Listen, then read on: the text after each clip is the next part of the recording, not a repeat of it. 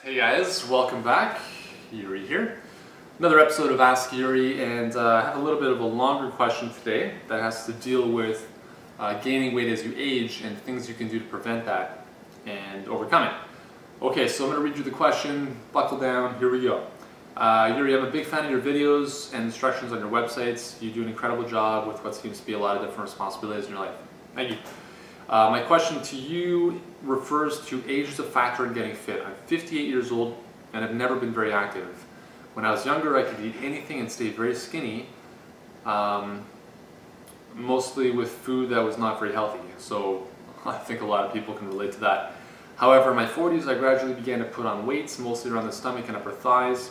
In 2008, I weighed a bit over 240 pounds. I'm 6'2". I went vegetarian for a year, and then a year ago I also gave up the dairy and I'm now a vegan. Good for you. Although I still have a bit of fat to get rid of around my middle, I have skinny arms, very little chest muscle, weak shoulders and back. So I'm now going to the gym. I'm also following your videos for inspiration and information. Since I'm working out, my appetite has increased tremendously, but I'm afraid to eat too much since I don't want to gain too much weight. But I know I need to fuel muscle growth. It's a balancing act, I suppose. Any suggestions, any cautions about my age with regards to exercise, any special dietary information you can give me about my age group would be appreciated. Thank you for all you do, Palmer. That's an awesome question. Good stuff. All right, let's break this down. So let's look at this first of all. He's 58 years old. After about 40 years of age, he started to notice that he was starting to put on weight. And this is totally, this is the way things work. So let me tell you, if you're young, if you're younger than 30 and you're watching this, here's the lesson for today. Don't think you're invincible, okay? Because you're not. I work with a lot of kids, a lot of teenagers, a lot of early 20s at the university men's soccer program, and they think they can get away with eating junk all day. And it's not. It's surprising that they can actually perform considering that. It'll catch up with you. Okay, so you need to eat a clean diet the majority of the time. After 30 years old, right, our metabolism starts to slow down every single year. We lose muscle mass. That's probably one of the most important factors in our metabolism slowing down. Our cardiovascular system, our VO2 max, our maximum aerobic capacity decreases as well, roughly about 10% per decade. Okay, so we lose about 10% of our muscle mass and 10% of our VO2 per decade. Roughly about 1% a year.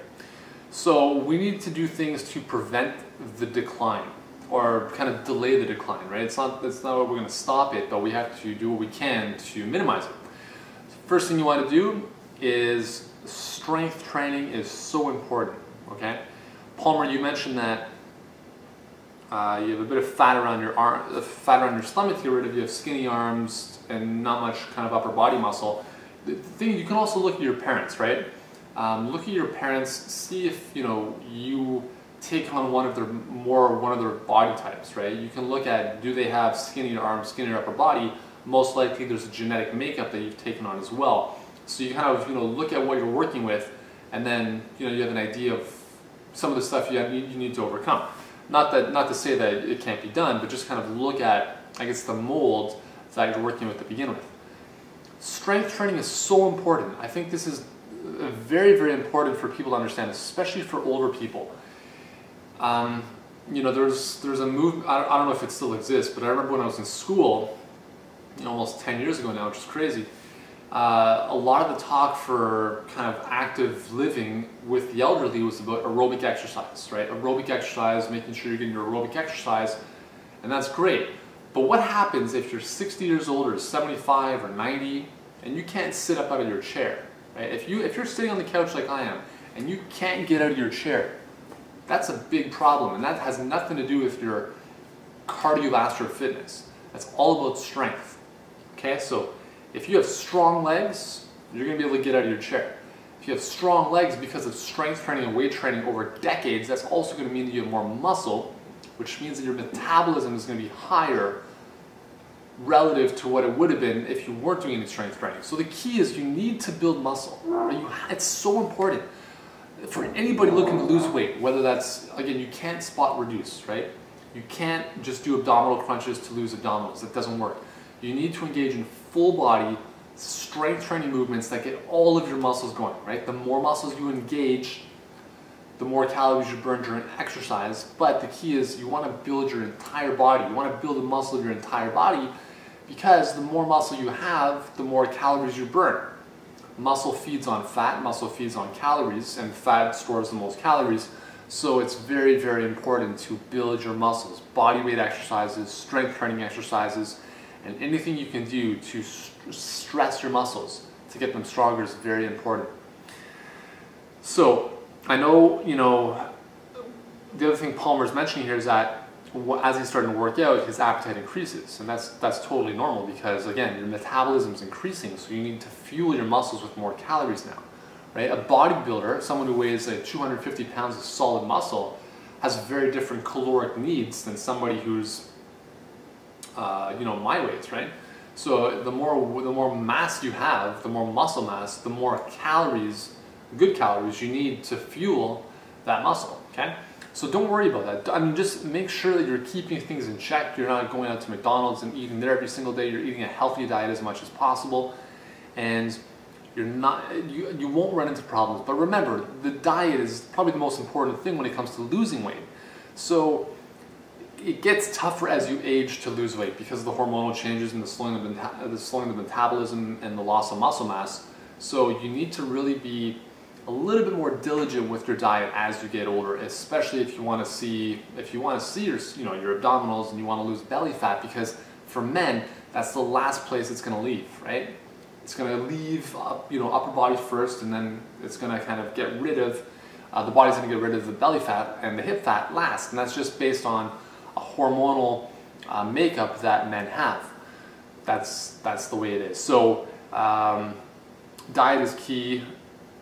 Don't starve yourself. You can look at kind of altering or alternating days of higher and lower caloric intake. You can do, for instance, on your training days, if you're going to do a heavier strength training workout, you may want to do a higher calorie day, right, to fuel your muscles with some good glycogen.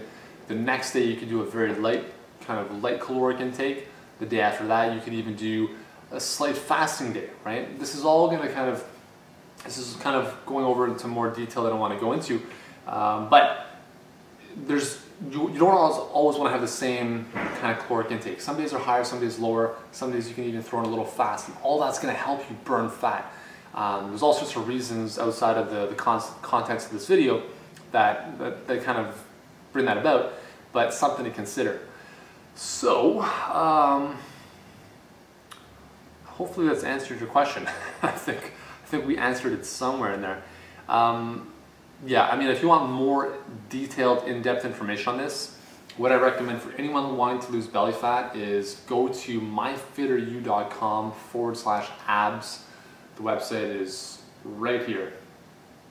And go do that as soon as you finish watching this video, because I take you through 20 lessons, and it's absolutely free. It's zero, you don't pay anything. 20 video lessons, plus the PDFs. So you can read through it, you can watch the videos. I show you exactly step by step what you need to do from a training perspective and from a diet perspective to help you lose belly fat. So if you want to lose belly fat, myfitteryou.com/abs is the best online course, and it's totally free. So there you go, Palmer. Hopefully that's helped you out, and thanks again for your question, and I'll see you guys in the next video.